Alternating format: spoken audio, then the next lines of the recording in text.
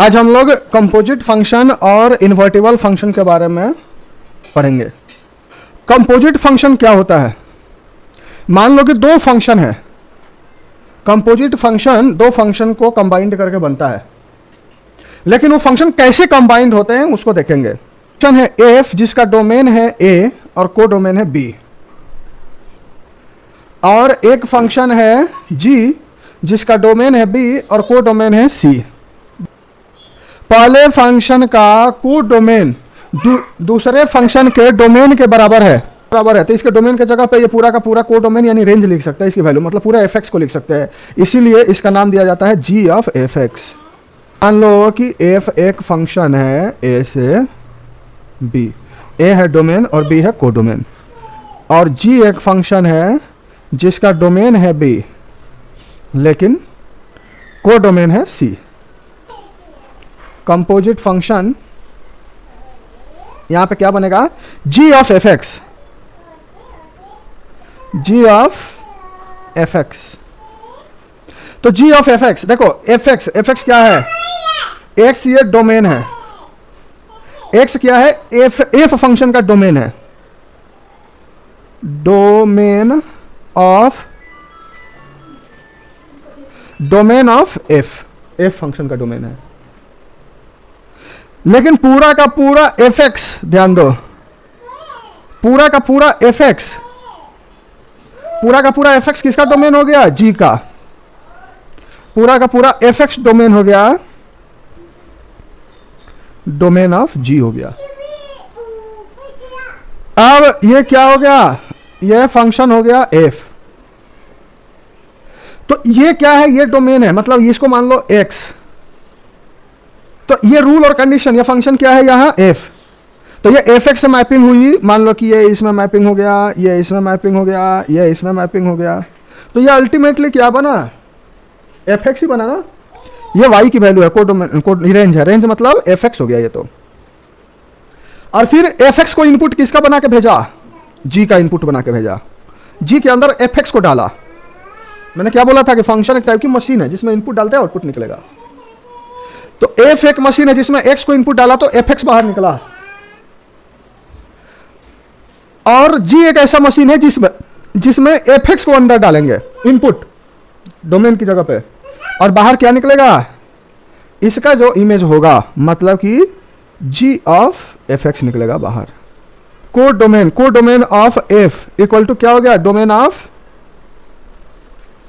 जी, दूसरे फंक्शन का डोमेन हो जाएगा, तभी हम जी ऑफ एफ एक्स लिख सकते हैं। जो हमारा जी ऑफ एफ एक्स बनेगा, जी ऑफ एफ एक्स बनेगा, ये कहां से कहां तक होगा? पहले फंक्शन का को डोमेन दूसरे फंक्शन के डोमेन के बराबर हो गया, तो ये दोनों को हटा दो, ए से सी तक, मतलब डोमेन हो जाएगा ए और को डोमेन हो जाएगा सी। ए से सी की मैपिंग होगी। तो उसी फंक्शन का इन्वर्स संभव है जो फंक्शन बाइजेक्टिव है। बाइजेक्टिव है मतलब 1 1 एंड ऑन टू है। जो फंक्शन 1 1 एंड ऑन टू है उसी फंक्शन का इन्वर्स संभव है, अदरवाइज इन्वर्स संभव नहीं है। तो इन्वर्स किसे कहेंगे? मान लो कि 5 का मल्टीप्लिकेटिव इनवर्स क्या है? 1/5। क्यों? क्योंकि इसको मल्टीप्लाई करने के बाद मल्टीप्लिकेटिव आइडेंटिटी आ जाती है 1 को क्या कहते हैं? Multiplicative identity. 5 का एडिटिव इनवर्स क्या है?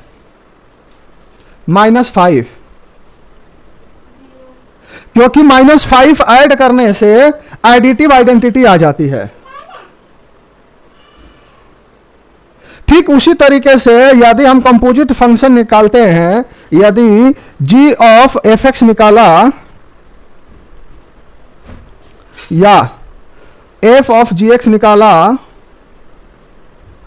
और ये आ गया आइडेंटिटी फंक्शन, आइडेंटिटी फंक्शन आ गया, तो हम कहेंगे कि जी एफ का इनवर्स है, मतलब G equal to F inverse है, या F is equal to G inverse है, दोनों एक दूसरे के इनवर्स है। आइडेंटिटी फंक्शन को आई से रिप्रेजेंट करते हैं। तो कंपोजिट फंक्शन जो होते हैं एसोसिएटिविटी की प्रॉपर्टी को भी शो करते हैं। मान लो कि एच जी एफ 3 फंक्शन है, तो पहले जी ऑफ एफ एक्स निकाल लो और बाद में एच के साथ कंपोजिट फंक्शन निकालो, या पहले एच ऑफ जी एक्स निकाल लो और बाद में एफ के साथ कंपोजिट फंक्शन निकालो। ये दोनों आपस में बराबर होते हैं, इसे लिख लो। कब? जब पहले फंक्शन का कोडोमेन दूसरे का डोमेन है और दूसरे फंक्शन का कोडोमेन तीसरे का डोमेन है, तब ये होगा।